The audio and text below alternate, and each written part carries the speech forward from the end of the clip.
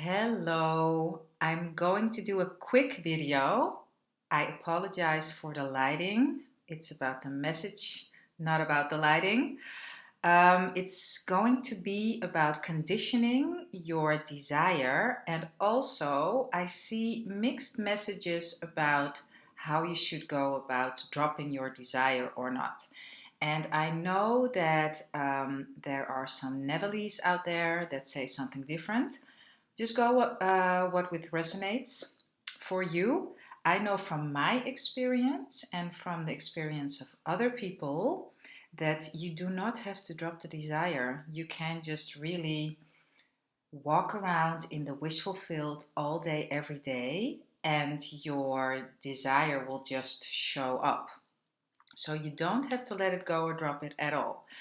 But first, let me go to a question that Daisy had about conditioning your desire. She asked me, can you tell me, kind of like if I wanted to explain in my words, what it means, actually conditioning your desire? So I think there are different ways that it is meant, and I will tell you my interpretation because there are a couple of things linked to it. Conditioning the desire is something like, let's say you have a desire, you want to manifest, I'm going to say something super simple, a pair of purple boots and a pair of purple boots with high heels. And then you find out, oh, but in my country, actually, the color purple is not released. So, you know what? I'll just turn them into blue boots that you actually don't really like that much, but because you know that in your country the purple boots are not released, you change the desire, you condition it. You're playing God. Like God can give you everything, your higher self can give you everything, the God particle in you can give you everything. And you asked for the purple boots in the first case with high heels. This is a ridiculous example, but you get what I mean. And then you find something out and you're like, okay, no, then I'll make it easier for God. But you don't have to. So that's conditioning the desire. It's kind of like toning it down, pretending that actually you know how it will come about. So you try to help it along by changing the initial desire. So that's one way of conditioning the desire. Another way is when a desire comes to you, it is given from your higher self, but it goes through filters in you. So a desire comes to you, and let's say the desire is, I want to be a millionaire. But then, as soon as the desire comes, it goes through the filter of what you believe that you can achieve. And you're like, oh, but that's not possible for me. Um, okay, let's not become a millionaire. Let's just, what's another word for people who don't have millions but thousands?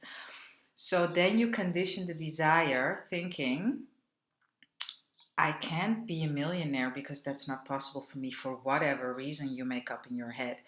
That's also conditioning the desire. So, do you see that the first you were actively first imagining or wanting or wishing, and then you thought you found out the news about, hey, okay, but they don't release this in my country, so then I'll just change to what is possible in what I think is possible. Hoe zeg je dat? Yeah, you get what I mean. So that's the first one. So first you have a desire. You're like, I want the purple boots with high heels. You find out, oh, they're not released in my country. Then I'll just go for the blue.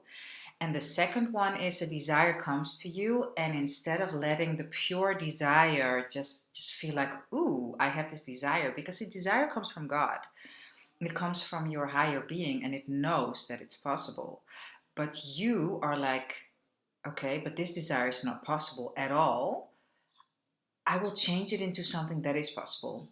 So I have faith that this makes sense.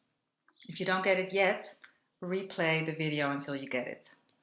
Then I want to talk about dropping the desire, because for me that's also conditioning. I have experienced multiple times, and recently was one of the times that it happened again, that I was thinking about wanting to walk into someone because I felt like I really looked good. And I was like, oh, it'd be so cool if so and so would see me. It's a bit ridiculous, maybe. But hey, why not, huh? So I was thinking, oh, it would be so cool if so and so would see me. I think 30 minutes later, I saw this person. Did I drop anything? Not really. I was still like thinking about this person and feeling. And this happened a couple of times actually.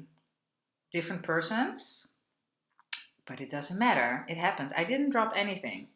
And I was just now reading a wonderful success story. I love success stories. Someone who is back together with someone that she was very much in love with. They broke up because of hot and cold behavior that he displayed because of her insecurity. La la la. Long story short, she was constantly daydreaming about this person when she walked into him multiple times and when he called her and asked her out on a date. And all these things were happening during her self love, her daydreaming, her affirmations, she hadn't dropped anything. She was still working with it. So the reason I say this is there are more ways to roam, and Neville's teachings can be interpreted in multiple ways. And also, Neville he has written different books, and through his different books, he sometimes changes his beliefs about things himself because he was also evolving. He was also a human being evolving in his knowledge. So it depends on which part of Neville's teachings, like is it the beginning of the teachings, is it more towards the end? And then also, everything is based on beliefs. If you believe 5,000% in what Neville says, you are sure you're going to manifest in the way that Neville teaches to manifest. Or we manifest all the time, but consciously create. Let me say it like this. If you're like, this man is so full of beep, no way that this is going to work, it's not going to work for you. It's all linked to beliefs.